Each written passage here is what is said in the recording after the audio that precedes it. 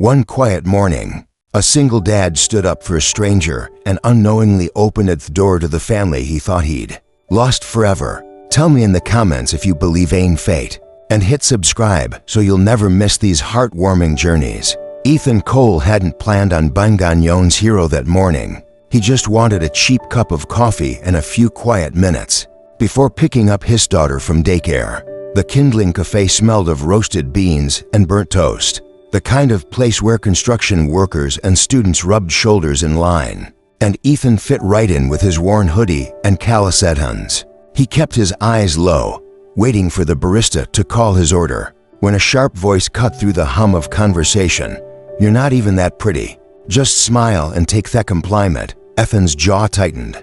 He lifted his gaze. 3 spots ahead, Amon leaned far too close to a woman in a cream-colored coat.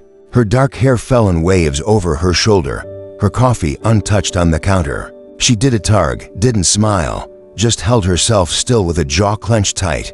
Ethan recognized that silence. It was the kind that carried more strength than words, but it was also the kin predators mistook for weakness. The man pressed closer, grinning like he thought he was charming. "Come on, don't be soup tight." Before Ethan could think better of it, he stepped forward. His voice came steady. "Low," she said. "No." The man turned sharply, his eyes narrowing. "Who asked you?" Ethan didn't flinch. "Nobody, but I've got a low tolerance for guys who can't take rejection for a heartbeat." Tension rippled through the cafe. The man puffed up, ready to escalate, until his eyes took in the details he hadn't noticed before. The steady set of Ethan's shoulders, the kind of hands that knew hard work, the tired but unshaken stare. Something in the man faltered. He muttered under his breath, grabbed his coffee, and stormed out. Theodore swinging shut behind him. The air in the cafe shifted. A couple of people looked relieved. Others pretended they hadn't been listening at all. Ethan stepped back, already wishing for the quiet he'd come here for. Then she turned to him. Her voice was calm, smooth. "He wasn't worth the breath," she said. "But thank you." Ethan shrugged, suddenly aware of how out of place he looked next to her. She carried herself with an elegance that didn't belong in a corner cafe with chipped tables and buzzing lights. He scratched the back of his neck. "No problem. You okay?" "Yes," she replied, her eyes meeting his, searching as if trying to place him. Then the faintest curve touched her lips, Dimplesh hadn't noticed before. "Do you always play the hero before 9 a.m.? A laugh slipped out of him. "Quick, rough, only when I haven't had my coffee yet." For a moment, they stood there, suspended in something neither of them had expected. He cleared his throat, gave a small wave, and started toward the door. "Well, I'd better get going. My daughter's waiting." Her brows lifted, surprised. "You have a daughter?" "Yeah, Mia. She's for smartest person I know." He smiled at the thought, warmth softening the edges of his tired face. "She's the reason I don't actually throw punches." Lauren Bennett watched him leave, and though Ethan didn't notice, her gaze lingered, because there was something about the way he stepped in without hesitation, without needing to prove anything that she knew she wouldn't forget. Lauren Bennett wasn't in the habit of lingering on strangers. Her life had been carefully curated. Every introduction weighed, every conversation measured. Men usually noticed her first, her family name, her position, the wealth that trailed her like perfume. They came with smiles too polished, intentions too obvious. Yet that morning at the kindling cafe, it was different. A man in a worn hoodie had stepped in without hesitation, shielded her with nothing more than a steady voice and the weight of his presence, then walked away as if it meant nothing. But it hadn't been anything. Not to her. Back in the quiet leather interior of her SUV, Lauren stared through the windshield longer than she should have. She told herself to let it go, but curiosity, sharp and unfamiliar, pushed against her composure. Finally, she tapped her phone, calling her assistant. "Melissa," she said, her voice even, though her fingers drummed lightly against the steering wheel. "Yes, Miss Bennett, I need you to look into someone. His name is Ethan Cole. He has a daughter, drives an older silver sedan. We met at Kindling Cafe this morning. Find out what you can, where he works, what he does, whether he's hesitated for a fraction of a second, surprising even herself, whether he's single." Melissa didn't hide the pause on the other end. You want me to investigate a man from a coffee shop? Lauren's gaze sharpened. I want to understand who he is. Don't ask questions. Just find it. She ended Thekel and leaned back, exhaling slowly. Outside, Portland moved at its usual rhythm. Pedestrians hurrying with scarves wrapped tight, cyclists weaving through traffic, the scent of rain clinging to the air. But Lauren's focus narrowed when she spotted him again. Across the street, Ethan emerged from the cafe carrying two small cups. He crossed it toward the sedan she hadn't noticed before. A car long past its shine but cared for, its paint dulled by years. He opened the back door, and that's when she saw her. The little girl Mia. Her curls bounced wildly as she chattered, her coat slightly too big, sleeves swallowing her small hands. Ethan crouched beside her, patient as had adjusted the seat belt strap across her shoulder.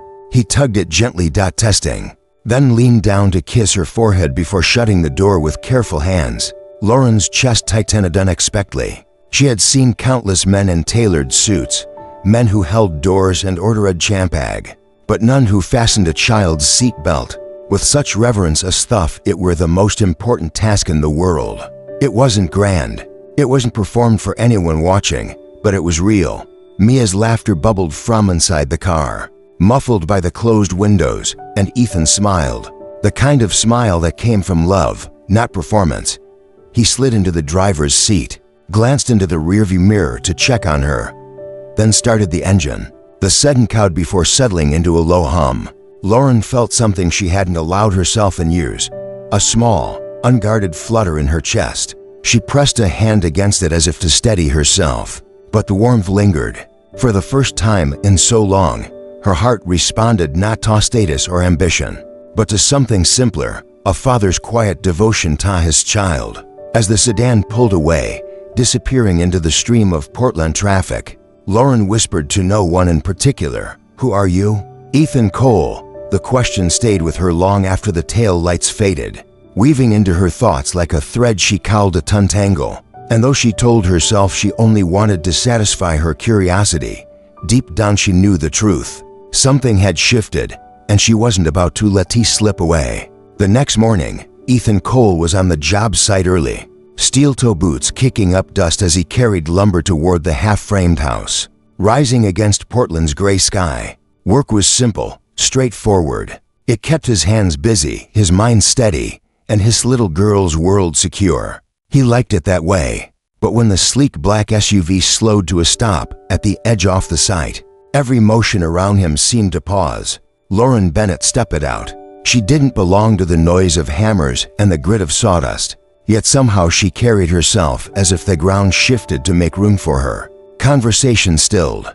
A few of Ethan's co-workers whistled low, elbowing each other. Ethan gripped the ladder tighter, his pulse jumping in a way he hadn't felt in years. She walked straight toward him, her coat brushing against wind, her heels clicking against broken pavement without hesitation.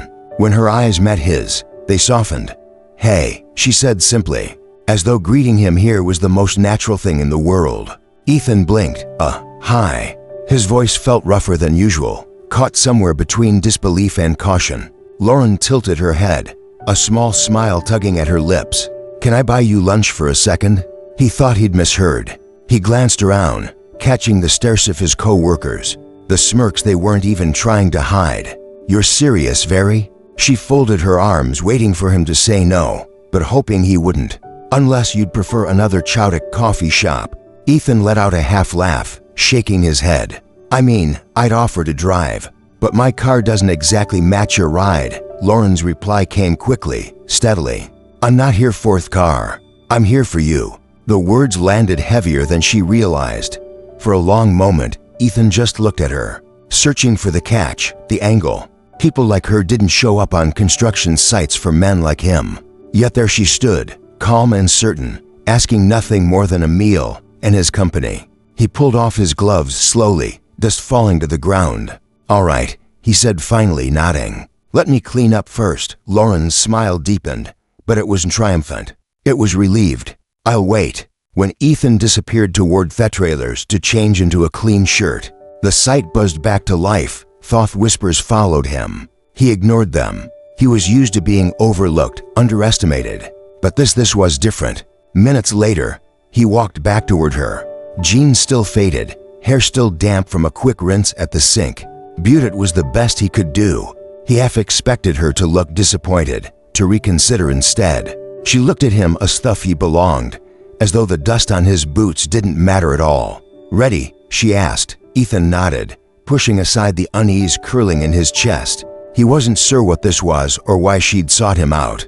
But as he followed her to the waiting car, one thing was clear: Lauren.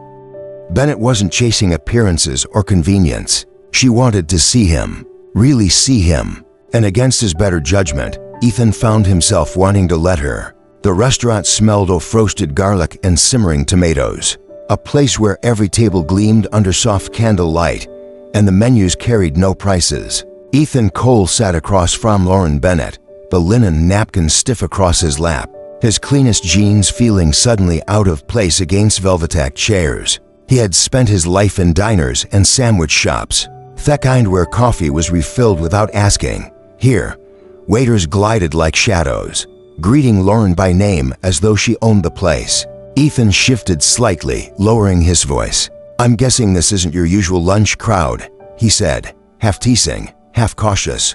Lauren smiled, lifting her glass. "No, but I wanted you to know I wasn't showing up for fun yesterday. I came because I couldn't stop thinking about you."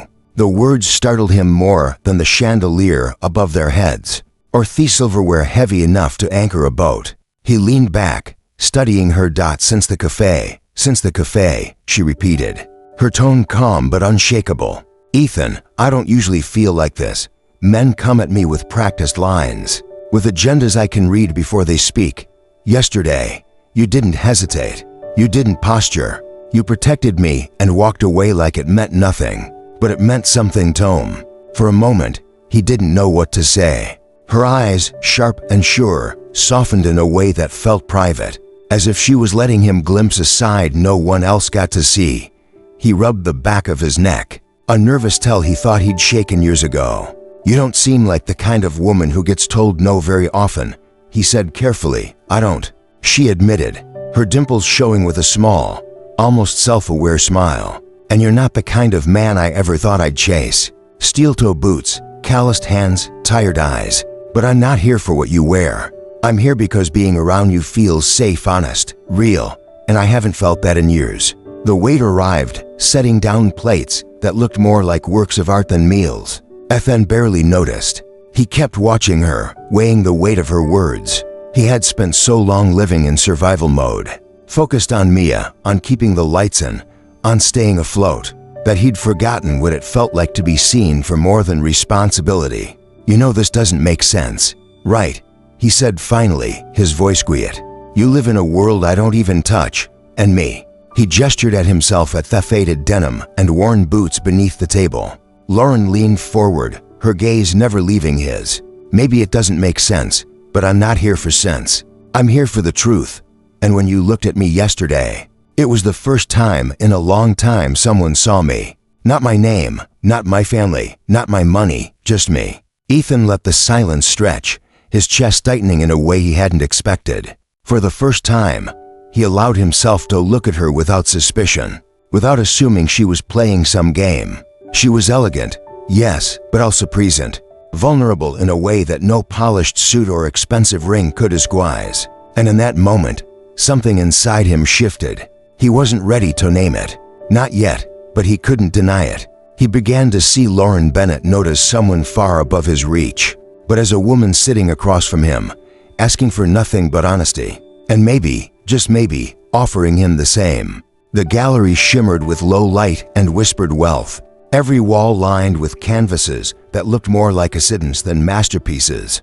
A string quartet played softly near the corner, their bows gliding in perfect unison while waiters drifted by, balancing trays of champagne flutes that sparkled like liquid gold. Ethan Cole tugged at the collar of the blazer Lauren had sent to his apartment that morning. It wasn't his, of course. Nothing about this room felt like it belonged to him. Yet, when he caught Lauren's glance, the faint curve of reassurance at the corner of her lips, he stood a little straighter. "I still can't believe you talked me into this," he muttered, lowering his voice as another couple swept past in designer gowns and polished shoes.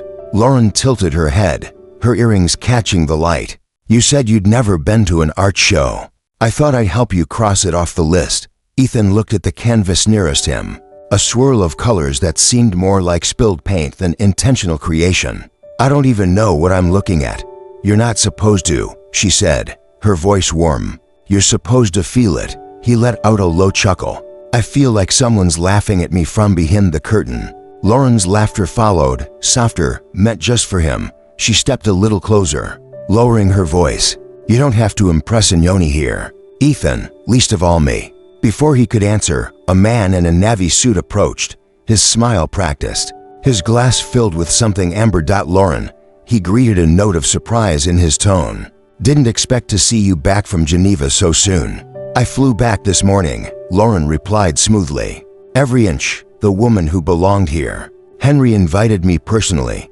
The man's gaze shifted to Ethan, a flicker of curiosity breaking through his polished expression. And your guest. Ethan extended a hand instinctively. Ethan Cole. The man's eyes lingered, waiting, and you collect. Ethan blinked. Tools. A beat of silence stretched long enough for Ethan's chest to tighten until Lauren spoke. Her tone calm, confident. Ethan restores historic buildings. He works with his hands, preserving what most people overlook. Her words hung there, graceful and deliberate, transforming what could have been embarrassment into quiet dignity. The man's nod came slowly, as though filing away information he hadn't expected. I see. Well, enjoy the show. When he drifted off, Ethan exhaled, his shoulders easing. Did he look at me like I was chewing with my mouth open? Or am I imagining that? Lauren's gaze stayed steady. He's irrelevant. You do realize, Ethan said quietly. I'm not the kind of guy people expect to see you with. I didn't ask for their expectations, she replied, her voice certain. He studied her then. Really studied her. Then what did you ask for? Lauren looked around the crowded gallery, then back at him, her eyes unreadable but honest. Someone who doesn't lie to me. Someone who doesn't want anything from me. The weight of her words settled deep in his chest. He didn't have a polished answer, so he let the silence stretch. The music filling the space between them. Later, as they stepped out into the cool Portland night, Ethan glanced at her once more. And for the first time, he believed her. She hadn't brought him here to fit in. She'd brought him here because she trusted that even in his discomfort, he was exactly who he said he was. And maybe that was enough. The ticket had arrived tucked into Ethan's mailbox, slipped between overdue bills and junk flyers. A single admission to the Hearthlight Haven Children's Museum with a neat handwritten note. Beneath it for Mia. Saturday at noon. I'll bring the snacks. Ethan held it for a long time, the paper softening at the edges beneath his thumb. He didn't keep it in his wallet, afraid it would get lost. Their amangresipes and folded payabs. He kept it in his jacket pocket instead, closed now that he could feel its weight when he reached for his keys. By Saturday morning, Mia was already bouncing in the back seat, her little backpack strapped across her shoulders, curls springing in every direction. Is really coming? She asked, her eyes wide with the certainty of children. Ethan glanced at her through the mirror, swallowing the knot in his throat. She said she would. You like her, Maya said matter-of-factly, the way only a 4-year-old could. Ethan didn't answer, choosing instead to focus on the road. Some truths felt too fragile to say out loud. Lauren was waiting near the entrance, her coat tucked open, sunglasses hooked into the pocket.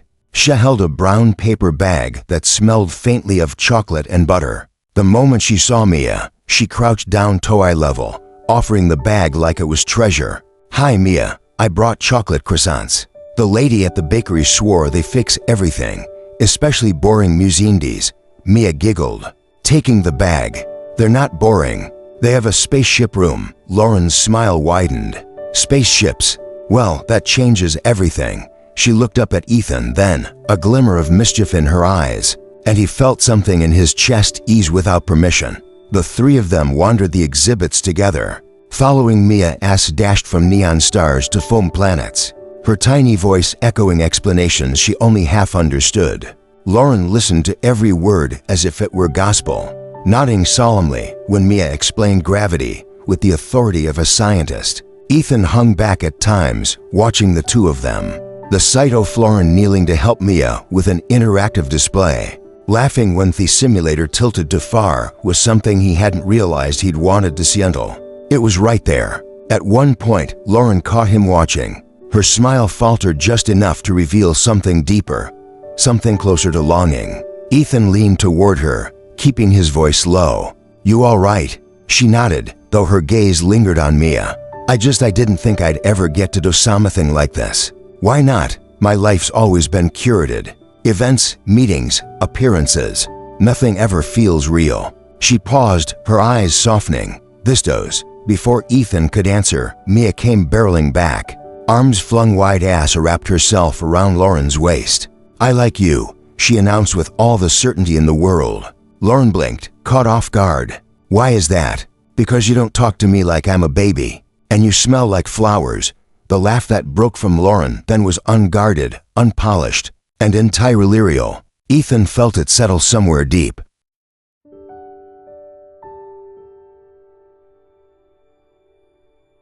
A sound he wanted to hear again. That night, after the dishes were washed and Mia tucked beneath her favorite blanket, Ethan leaned down to kiss her forehead. Her little hand reached up, brushing his cheek as her voice dropped to a whisper. "Daddy, you should keep her." Ethan froze for a moment, caught between a smile and a sigh. He kissed her again, smoothing her curls against the pillow. "I don't think it works like that. Keto." "Why not?" she murmured, already drifting toward sleep. Ethan didn't have an answer, but as he stood in the quiet apartment, Lauren's slaughter still echoing in his memory, he realized he wasn't sure he wanted to let her go. The knock came early, just as Ethan was tying Mia's shoes for school. She looked up with wide eyes, sensing something he hadn't yet said. At the door stood a woman in her 60s, clipboard in hand, a cardigan the color of sky, pulled neat across her shoulders. Her smile was polite, but her eyes were assessing. "Mr. Ethan Cole," his get tightened. "Yes, I'm Claire Hampton with Portland Social Services. May I come in?" Mia clung to the hem of his shirt, her curls brushing against his side. Ethan's jaw locked, but he stepped back. "Sure." The apartment felt smaller with her inside. Claire sat with practiced grace in the armchair while Mia folded herself onto the couch, uncharacteristically quiet. Ethan perched on the edge of the opposite seat, hands braced on his knees. "I understand you've recently changed jobs," Claire began, her pen hovering over the clipboard. "I left commercial contracting, been doing independent work, residential projects, it pays better, and child care arrangements. I pick her up after work if I'm late. My neighbor watches her. I don't leave her longer than I have to." Claire nodded, making notes. Mia's school reported she missed 2 days last week. She had a stomach bug. "I kept her home." Another note. "And your lease?" "There was a delay in payment last month." Heat crawled up Ethan's neck. It cleared. "I covered it." Claire's gaze softened slightly as it fell on Mia. "She's a bright child." "She's everything," Ethan said quietly, the truth spilling before he could stop it. When Claire left, closing the door with gentle finality, Ethan sank onto the couch beside Mia. She leaned against him, whispering, "Are they going to take me away?" "No," he said immediately, pulling her closer. "No one's taking you anywhere." But the tremor in his voice betrayed him, and he hated that she heard it. That night, after Mia was asleep, he sat at the kitchen table, staring at an overdue utility bill shoved beneath a half-empty cereal box. The weight of it pressed against his chest, heavier than the tools he carried every day. He rubbed his face with both hands, wondering how much longer he could keep patching holes faster than they opened. A knock startled him again, softer this time. He opened the door to find Lauren standing there, her cheeks pink from the cold, a paper bag in one hand and a bottle of wine in the other. "I didn't know if tonight was good," she said, almost hesitant, "but I couldn't stop thinking about you." He stepped aside silently, letting her in. She set the bag on the counter and pulled out 2 containers. "Chicken pot pie from that place I told you about." Ethan sat across from her, appetite gone, pushing the crust around with his fork. The silence stretched until she spoke, her voice steady. Something happened. He didn't want to answer, but the words came anyway. "Social services dropped by. Somebody flagged my file. Probably a teacher, maybe a neighbor. Happens when you don't have money and look tired." Lauren's gaze never wavered. "What do you need?" He set the fork down, shaking his head. "Nothing. I'm not taking a damn cent from you." "I wasn't offering money," she said softly. "I was offering help, connections, legal advice, whatever makes it easier to breathe." His laugh was low, bitter. "You don't get it.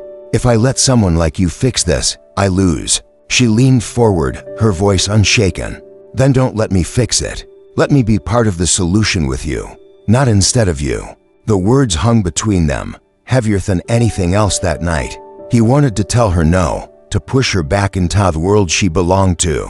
But when she whispered, "Ethan, please let me stand with you," something in him cracked. He didn't answer. Not yet, but for the first time, he let himself wonder what it might feel like facing the storm with someone at his side. The invitation had arrived, tucked into his doorframe, printed on cardstock thick enough to feel like stone, his name pressed in gold script. Ethan Cole stared at it for hours before deciding the Portland Heritage Gala.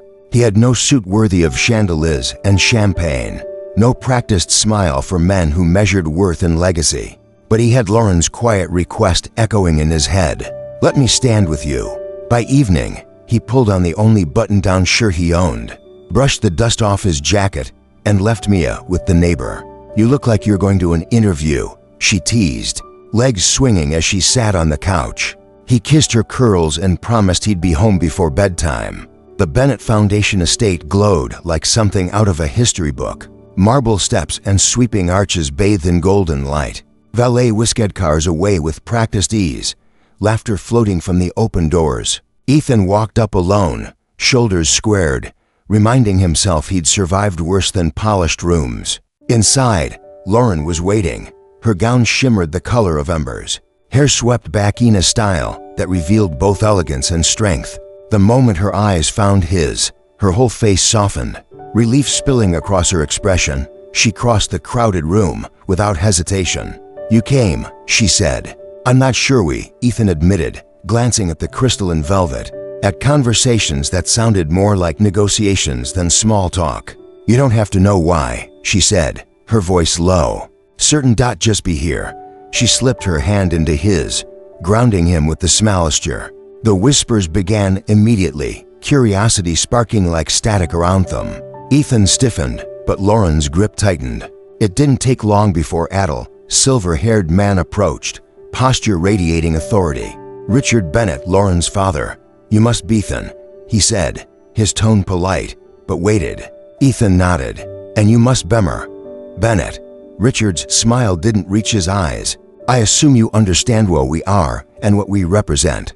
"I'm starting to," Ethan replied evenly. "Midaughter has a history of impulsive attachments," Richard said, his gaze cutting sharp. "I hope you don't mistake a temporary interest for permanence." Ethan's jaw tightened. The words he wanted to fire back caught in his throat before he could answer. Lauren stepped forward, her voice steady as stone. "Dad," she said, "this is the man I told you about, the man I'm seeing." For a moment, the room seemed so still. Richard blinked, taken aback by the certainty in her tone. Lauren held Ethan's hand higher, almost as if daring anyone to question her choice.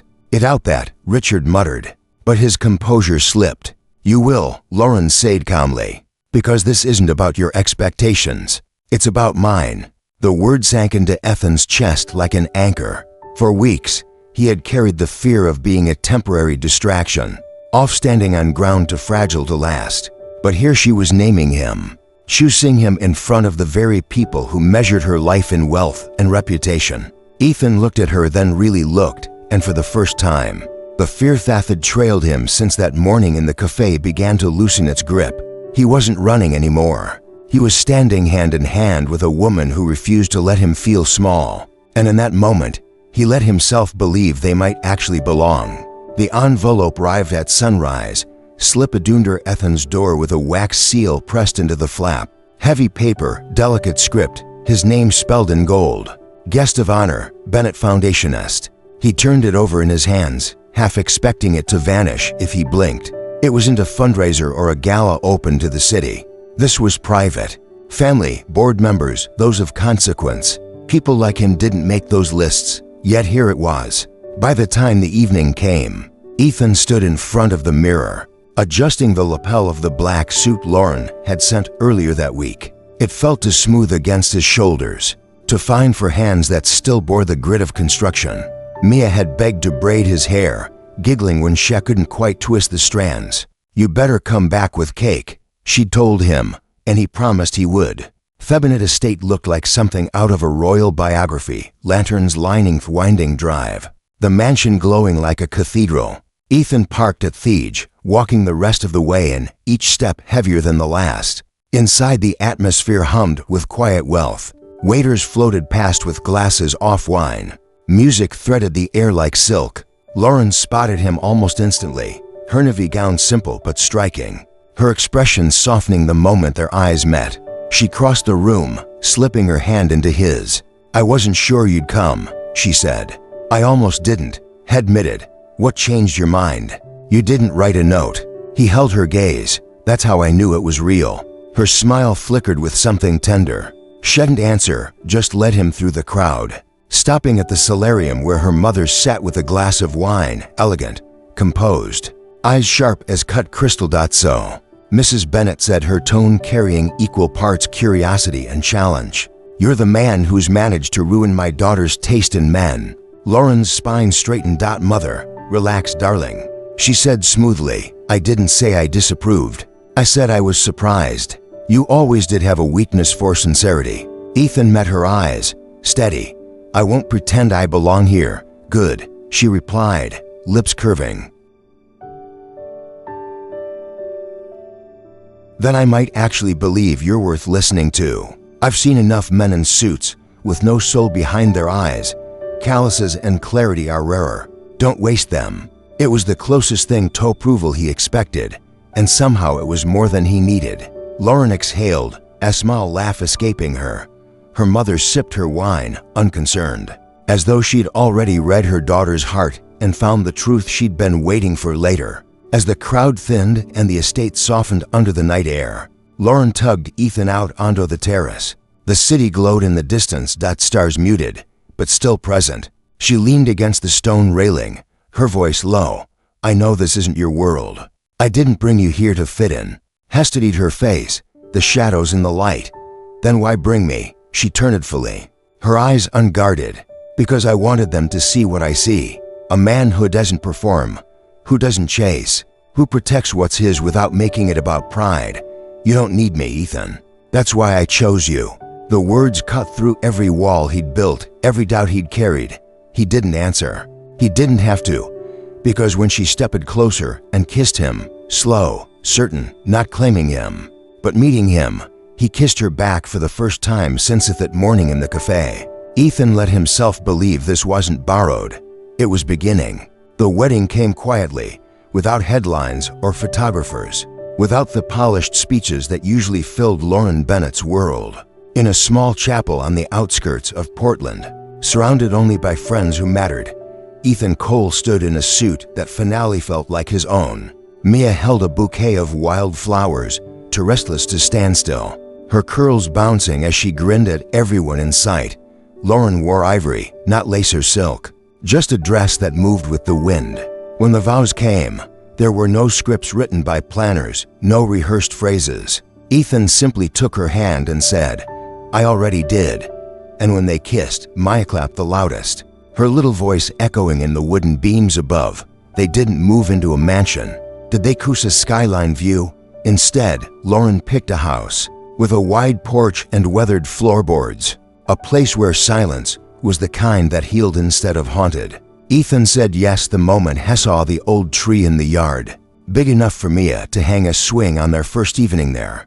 They sat barefoot on the porch steps, watching the sun bleed into the horizon, knowing this was the kind of life they had chosen, not inherited. The garden came next. In just 3 days, Ethan built wooden beds with his own hands, hammering late into the night, while Mia handed him nails with exaggerated importance. A small sign staked into the dirt read, "Mia's Jungle," where tomato sprouts and strawberries began to push through the soil. Beside it, a quieter corner was marked Mom's Sanctuary, where lavender and mint rooted themselves in peace. When Lauren first saw it, she pressed a hand to her chest, blinking back the tears that came before she could stop them. Ethan only smiled, brushing dust from his palms. Figured the baby deserved fresh fruit, he said. She threaded her fingers through his, answering softly, "And I deserve you." By spring, the nursery was finished. One wall was painted a pale sage, the other still holding a crooked patch where Mia had insisted on helping with her own brush. They left it that way, imperfect, but perfect for them. The baby came on a Thursday, a boy. They named him Caleb. Lauren held him first, but Ethan held him longer, whispering words she didn't catch, but didn't need to. Some promises belonged only between father and son. Mia declared herself big sister boss, taking the role with chubby chiked pride. She read Caleb picture books with grand, dramatic voices and insisted on showing him every single plant in Theggerden. Ethan built a sandbox beside the strawberry bed, and Lauren, working part-time from the sunroom he had converted into her office, filled the house with her steady voice during conference calls. Life no longer felt borrowed. It was built brick by brick, heartbeat by heartbeat. One evening under strings of garden lights, they sat together, Ethan with his arm draped around Lauren, Mia giggling barefoot in the grass, Caleb sleeping against her chest. The air was filled with lavender and wood smoke, the kind-off scent that settled deep into memory. Lauren tilted her face toward him. "I never thought I'd end up here," she murmured. "With me?" he asked, brushing a strand of hair behind her ear. "With us?" she corrected, her smile soft but certain. Ethan kissed the top of her head, holding her closer. "Me neither." And for the first time in both their lives, they weren't serving. They were choosing every day, every breath, every moment together. Under the glow of the garden lights in a house that finally felt like theirs, Ethan, Lauren, Mia, and baby Caleb lived a life not borrowed from circumstance, but forged by love. A life that truly belonged to them, when you think about it. Stories like Ethan, Lauren, Mia, and little Caleb remind us that love isn't about perfection. It's about choosing each other every single day. If this journey touched your heart, even a little, I'd love to hear your thoughts. What part spoke to you most? Share it with us in the comments. I truly enjoy reading your reflections. And if you'd like more stories of hope, love, and second chances, make sure to subscribe so you'll never miss the next chapter we share together.